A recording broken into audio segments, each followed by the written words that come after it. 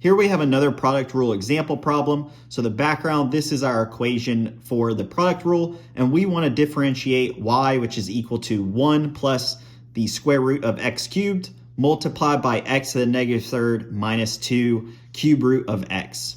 So the first step in solving this example problem is we want to determine our f of x and g of x terms and the derivative of those two functions. So our f of x term will be given by our first portion of this function, so the 1 plus square root of x cubed.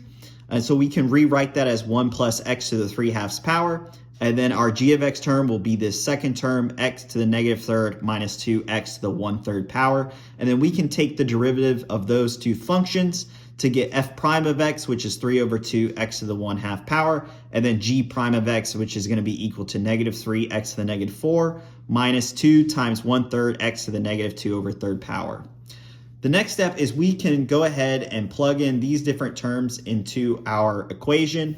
So we have f prime, which is going to be this term 3/2 x to the 1/2 multiplied by our original g of x term.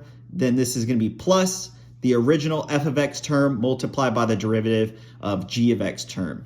The next step is we can go ahead and factor those out or FOIL these out and get a simplified version. So this 3/2 x to the 1/2 power is going to be multiplied into these two terms to get this expression here. And then these next two terms will be multiplied together to get this expression here.